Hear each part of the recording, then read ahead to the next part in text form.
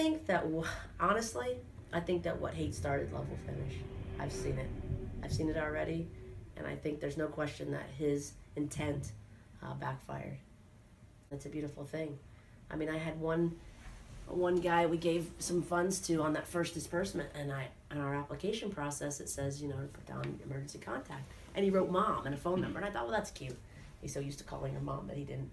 I'm like, I need her name, and he does this. And I said, you don't know your mom's name? And he said, well, it's not my real mom. She disowned me. It's my friend's mom. I just call her mom. So when you start to like, but then you get close to these kids. I mean, I have a relationship with these kids now. I mean, I say kids, but most of them are in their early 20s. I never considered myself, old enough to be their mom, so I hadn't really thought about being a mom. But when they're like, you're like advocate mom, I'm like, what? But I realized, wow, I mean, I really am old enough to do that. And so you take on a different role. They're like, when can we get together? I didn't think that was going to happen. I was going to do my job just like I did when I was a crime scene investigator or paramedic, and then walk away. And there's no walking away here. This is, we're united for life.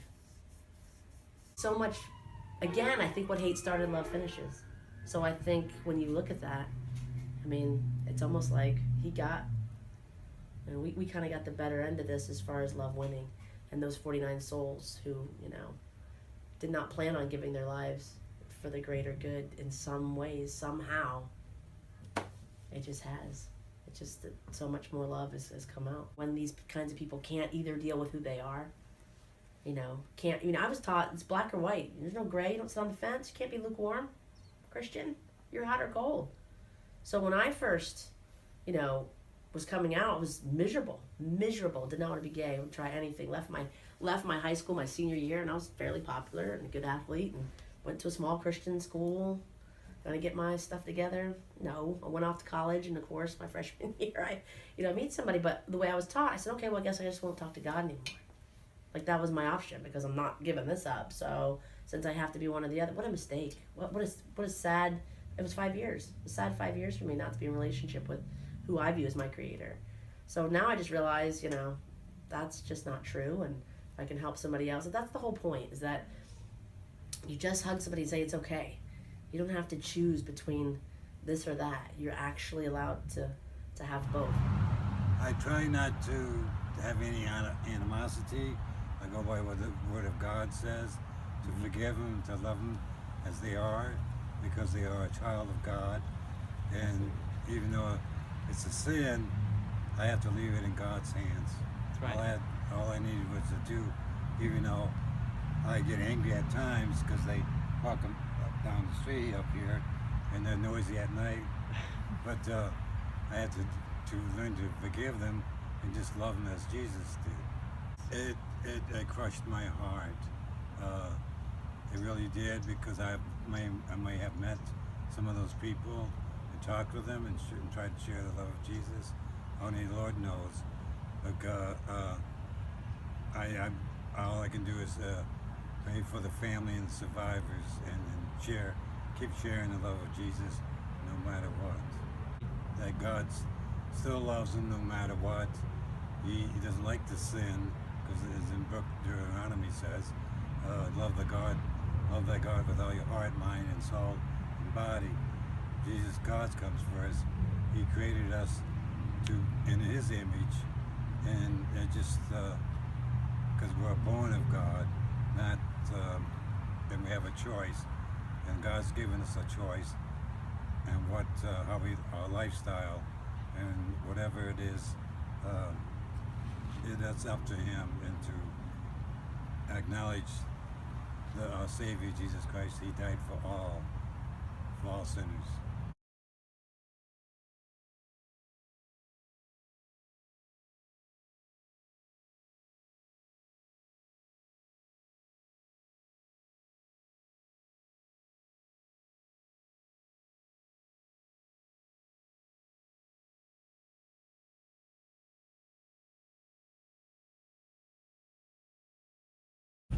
Chris had counseling, and there's a lot of things that we still need to do to help our survivors. We still need to have compassion.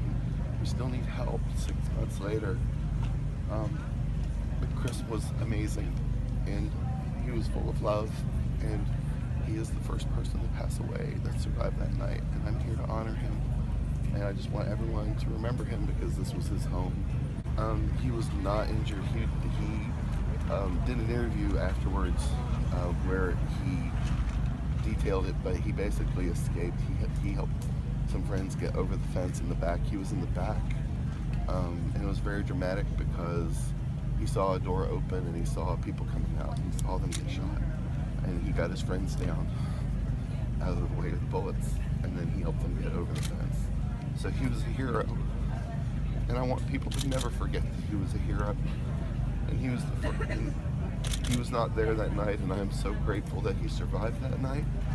But he did leave us, and stress and other symptoms can contribute to brain capillary disorder. So really that night took a toll on him because that night was a war.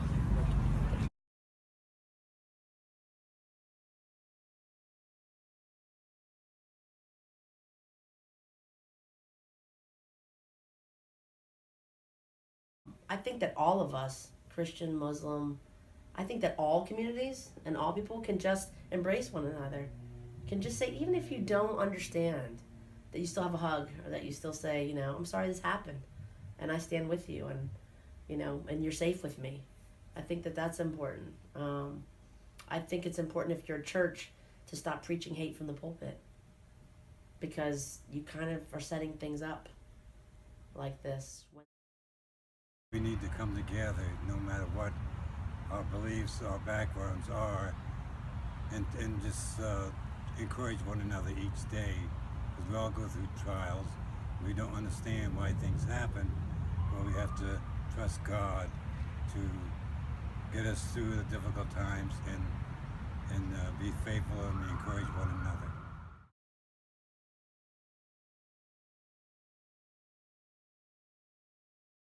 And I know that if you were here, because he came to honor the Pulse victims before he died, he would want us to love each other and be our true selves and to care about each other, because that's what Orlando is.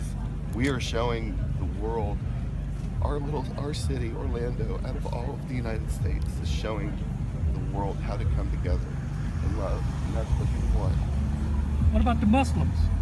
What's that? What is your feeling, or what do you think about the Muslims? Chris was one for everybody. He was everyone's friend, and I have several Muslim friends that came over for an internship, and they are like my brothers. And we have to stop making labels on people. We have to stop dividing us, and we have to come together and find solutions. I think you absolutely have to fight for it.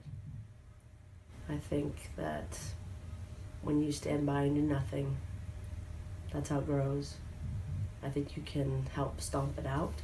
I think that you have to speak up when you see any injustice, whether that's racial injustice, whether that's women's rights injustices, whether that's gay rights injustices, whether that's, you know, special needs. It doesn't matter. If you see an injustice, you have an obligation as a human being to help put a stop to that. And you never know when you speak up how many people around you noticed it and changed. Doing nothing will absolutely just let's, you know, it's like leaving cancer untreated.